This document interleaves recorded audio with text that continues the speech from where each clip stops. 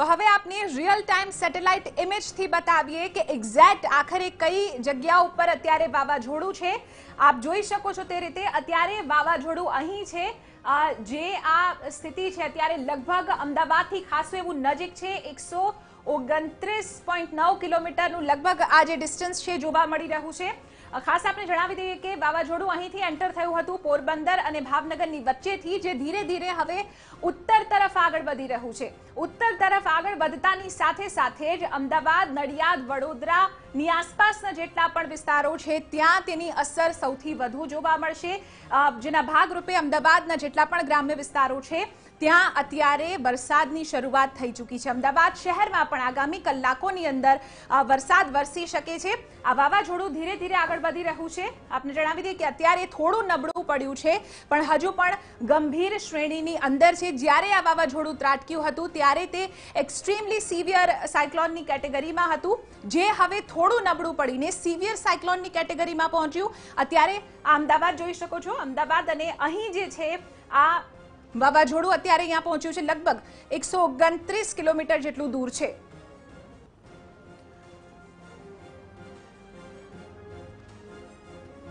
તો બીજી તરફ દીવની વાત કરીએ તો દીવમાં તાઉતે વાવાઝોડાને પગલે ખેતીમાં વ્યાપક નુકસાન જોવા મળી રહ્યું છે। મહત્વની વાત છે કે જે પણ ખેડૂતોને આશા હતી કે તેમને થોડી સારી એવી કમાઈ થશે, પરંતુ ઉનામાં તાઉતેના પગલે ખાસું એવું નુકસાન ખેડૂતોને સેવાનો વારો આવ્યો છે।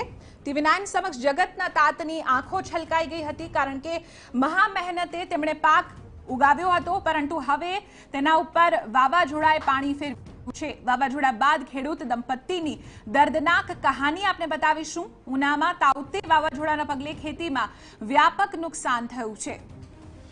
ખેડૂતો આવીને જતું રહ્યું, પરંતુ આ વાવાઝોડા બાદ હવે પરિસ્થિતિ જે નજર સમક્ષ આવી રહી છે તે ખૂબ જ ચિંતાજનક છે। અત્યારે હાલમાં હું એક ગામના એક વાડીમાં ઊભો છું। આપ જોઈ રહ્યા છો આ વિસ્તારમાં મોટા પાયે નાળિયેરની ખેતી થતી હોય છે। એક ખેડૂતે જ આ પ્રકારની જે નાળિયેરની ખેતી કરી હતી, પરંતુ આ જે તાઉતે વાવાઝોડું છે આખી જે વાડી છે વાડીને તહેસ નહેસ કરી નાખી છે। કેટલીક નાળિયેરી તો જમીનમાંથી ઉખડીને મૂળ સાથે જમીન દોષ થઈ ગઈ છે।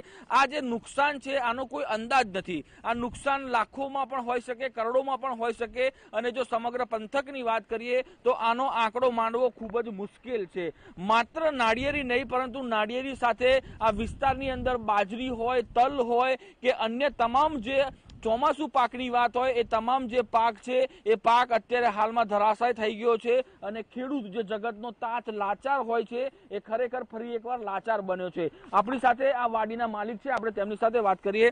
કાકા, ગઈકાલ રાત્રે કયા પ્રકારની પરિસ્થિતિ હતી? તમારી વાડીમાં કયા પ્રકારનું નુકસાન થયું છે? અમારી વાડીમાં નુકસાન બહુ શું જોરદાર શું છે। 10 થી 12ના ગાળામાં અમે નીકળવું મુશ્કેલ પડ્યું હતું। અમે ભગવાને અમને બસાવી દીધા છે, પણ અમે નીકળવામાં તો તમે 15 મિનિટ રહી ગયા તો અમે પોતે પતી જાત। અમારા પશુ, પંખી બધા અમારા લાલા થઈ ગયેલા છે। કેટલું દુઃખ થાય છે? બહુ દુઃખ થાય છે। ને અમારે તલ, પછી બાજરો, માંડવી બધું અમારે નુકસાન છે, કરોડો રૂપિયા લૂંટાડે। તમારી નજર સામે આ બધું તણાતું? હા, બધું અમારી નજર સામે તણાતું રહ્યું। હવે લાગે છે નુકસાન ભરપાઈ થાય? નુકસાન ભરપાઈ તો જે હવે સરકારને જે દેવું દે, હવે અમને અમે તો ભાગીદારમાં છે ભાઈ। માંડ જીવ બસાયો। એક સમયે નજર સામે મોત આવી ગયું હતું? હા, મોત આવી ગયું અમારું। કેટલી ચિંતા થાય? ચિંતા તો બહુ થાય। અમારા ઢોરની ચિંતા હતી, અમારી ચિંતા જરાય નથી। ઢોરને તમે મૂકીને અમે નતા ગયા। અમે ઢોરને કાઢીને પછી ગયા હતા। બરાબર, તમે કઈ બાધા પણ લીધી હતી? હા, બાધા લીધી હતી કે જ્યાં સુધી માલનું મોટું ભરીએ ત્યાં દૂધ નહીં પીવાનું એનું। બરાબર, હવે માલનું જોયું તમે? હા, પછી હવે દૂધ પીવાનું। હવે તાવ દીધી હજી નહીં, હજી દૂધ નહીં પીવા, હજી ધરાઈને ખાય પછી આ પીતી રહેતી। ગઈકાલ રાત્રે તમે અહીંયા મકાનમાં હતા, અત્યારે મકાનની હાલત જોતા એવું લાગે છે કે જો કદાચ આમાં કોઈ વ્યક્તિ હોત તો જીવી ના શક્યો હોત। કયા પ્રકારની પરિસ્થિતિ હતી રાત્રે? દાદા, બહુ હતી પરિસ્થિતિ। મારો નાનો એવો દીકરો છે, એને હું આમ પાકમાં નાખી, મારી નાની એવી વાસળી ગાય માતાની, એને હું પાકમાં નાખીને ઘેરે કાઢીને ઢાળિયામાંથી બહાર કાઢ્યા છે।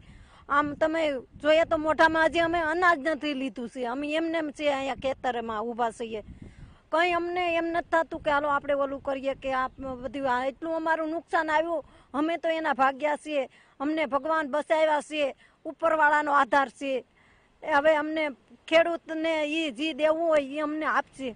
બરાબર. આ સિવાય ખેતી સિવાય પણ ઘણું બધું નુકસાન છે. આ દિવાલ પડી ગઈ છે, વાહન નુકસાન પડી ગયા, ટ્રેક્ટર માથે પડ્યું, વાહન ગાડીઓ માથે વાહન બધું પથ્થર પડ્યા, કે નુકસાનનો કોઈ પાર જ નથી.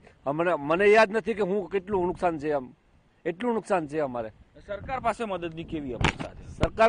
સરકાર પાસે હશે તો દે અમને, નકર તો બીજી તો શું અપેક્ષા હોય? અમે કુદરત માટે અપેક્ષા રાખીએ. હવે સરકારે શું કરે? આ બરાબર, સરકારે કરોડો રૂપિયા, સરકારને નુકસાન, અમારે કરોડો રૂપિયા નુકસાન.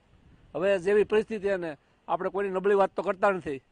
બિલકુલ, આ હતા એક ખેડૂત જેઓનું આ વાવાઝોડા બાદ હવે જે દર્દ છે એ એમની આંખોમાં દેખાય છે, અને આ દર્દ આંસુ સ્વરૂપે છલકી રહ્યું છે. હવે અપેક્ષા છે, મદદની ગુહાર છે સરકાર સમક્ષ કે આ જે લાખો કરોડોનું નુકસાન થયું છે તેમાં સરકાર રાહતનો મલમ લગાવે અને તેઓના દર્દમાં ભાગીદાર બને. કેમેરામેન તૌસીફ સાથે અમિત પટેલ, TV9 ગીર સોમનાથ. તો આપણે જણાવી દઈએ કે ભારે નુકસાન તમામ ખેડૂતોને પણ થયું છે. તેઓની માંગ છે કે બને એટલી મદદ સરકાર કરે, કારણ કે ખૂબ મોટી આફત જગતના તાતના માથે આવી છે. વાવાઝોડા બાદ ખેડૂત દંપતીની દર્દનાક કહાની આપે જોઈ. આ એકમાત્ર કિસ્સો નથી, પરંતુ એવા અનેક ખેડૂતો છે જેમના પાકને તાઉતે વાવાઝોડાના પગલે ભારે નુકસાન પહોંચ્યું છે.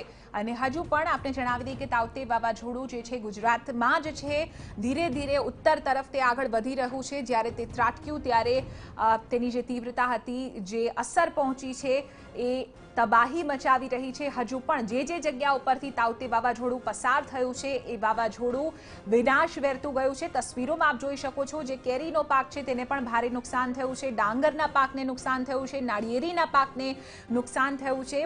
આ એવા પાક છે કે જેનાથી ખેડૂતોને એવી આશા હતી કે તેઓને સારી એવી કમાણી થશે, પરંતુ વર્ષની આખી મહેનત ઉપર તાઉતે વાવાઝોડાએ પાણી ફેરવી નાખ્યું છે. જે ખતરનાક તોફાન આવ્યું તેની અંદર નાળિયેરીના પાકને નુકસાન થયું, કેરીના પાકને મોટા પ્રમાણમાં નુકસાન થયું છે, અને ડાંગરના પાકને પણ વ્યાપક પ્રમાણમાં નુકસાન થયું છે.